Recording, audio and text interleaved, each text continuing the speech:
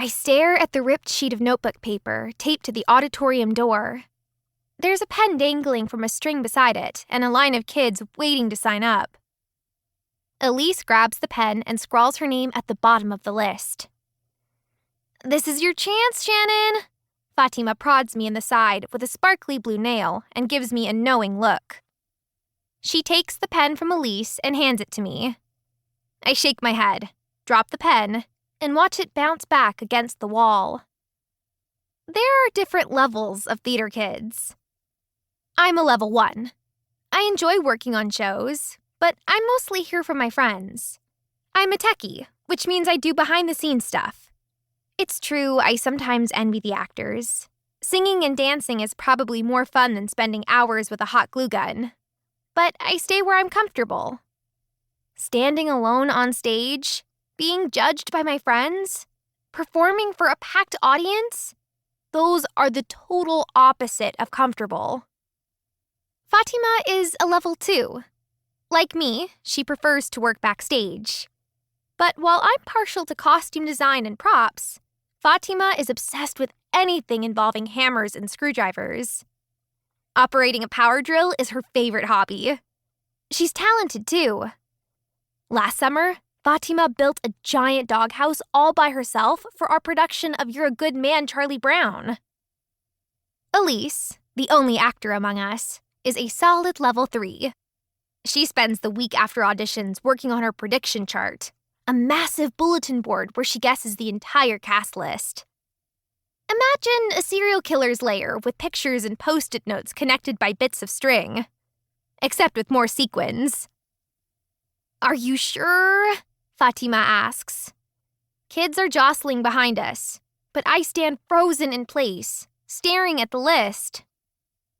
"Yeah, you should audition. You could be, like, a nun or something." Elise's words are supportive, but her voice is hollow. She's never said this out loud, but I know she enjoys being the only actor in our trio. Despite her fancy voice lessons, Elise gets insecure about her singing.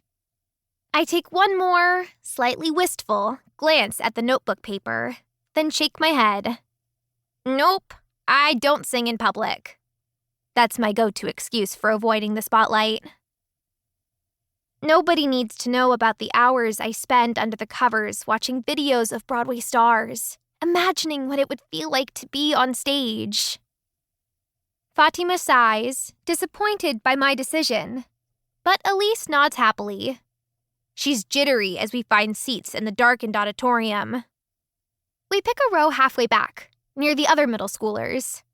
As usual, I sit between my two best friends. Fatima is the kindest person I've ever met, but Elise's nervous energy on audition day stresses her out. "Are we sure the song from The Secret Garden is right for me?" Elise's leg is bouncing up and down. "Oh my God, yes." Fatima sighs. "We've been over this a gazillion times." "Okay." Elise chews on her thumbnail, and her shaking legs cause our entire row of auditorium seats to vibrate. I'm about to place one hand on her thigh to stop her trembling, but then change my mind. Elise never complains when I'm acting weird. That reminds me.